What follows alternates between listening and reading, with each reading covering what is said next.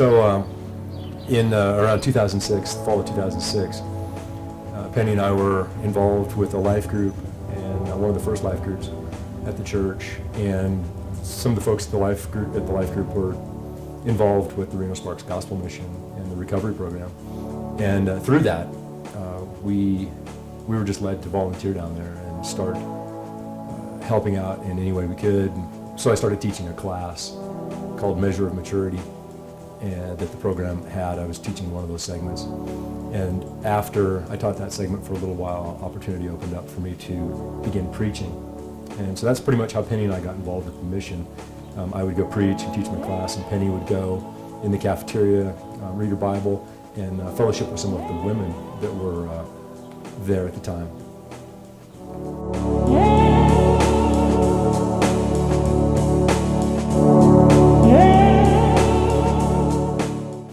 Yeah, so after being involved at the mission for a number of years, Penny and I were involved with in the life group again with the Reddings, Rick being the executive director of the mission, and we saw, just from speaking with Rick and Charlotte, a real need for the graduates to get connected with kind of a different lifestyle than what they had had before. The weak spots that we had was aftercare for our graduates.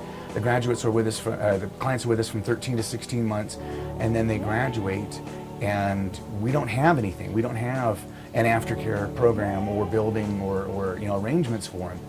And Bill and Penny saw that need, and they responded to it. They go through a 13-month recovery program and kick their habits and move on. Some of them accept Christ for the first time in the program, and then when they leave the program after 13 months, they've been institutionalized for that 13 months, and they really don't have a place to go maybe that's safe. They end up with family or old friends, and they end up in the same place that they were before.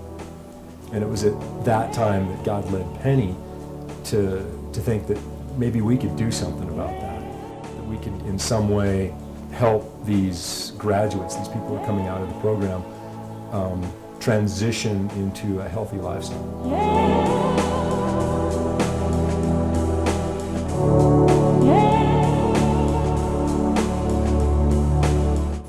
So at the time, we were living up in Callahan Ranch off Mount Rose Highway. We'd lived there for, 9 years, I guess. And we'd been led by God to, sell our house and buy some facility that we could use as supported living. So we put our house in the market and sold the house way quicker than we thought we would. Bought these 3 fourplexes down on Denslow Street. And we've moved down there, we've been remodeling, and we've got 10 apartments that we can use for supported living. It was quite a faith-based move, and we saw them and their love for God and their love for working with others, and it really came through. And to push your house up for sale and to move your kids into downtown was an incredible act of faith on your part. With people that are coming out on the mission, we're providing accountability to a healthy lifestyle, accountability to mentoring and Bible studies and those kinds of things. And with the teens that are aging out of the foster care system, we're providing just some guidance on how to establish life away from foster families or away from their own families and living on their own. And they've created this community there. With barbecues and movie nights and stuff like that. It's a very, very cool environment that they've created over there. If you get involved with people, it's going to be messy because people's lives are messy. We're all messy. We're messy people.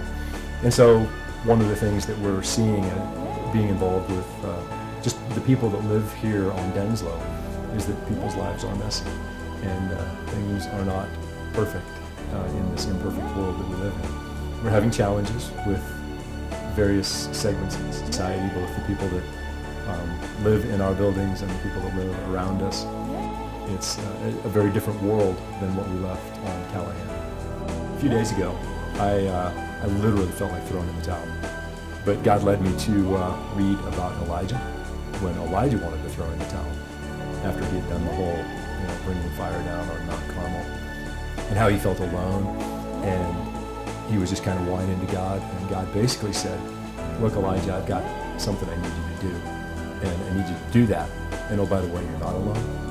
And number one, God was there, and there were a whole bunch of other people there as well, and it was God just saying to me, you're not alone in this. I've got something I need you to do, and I want you to fulfill that task.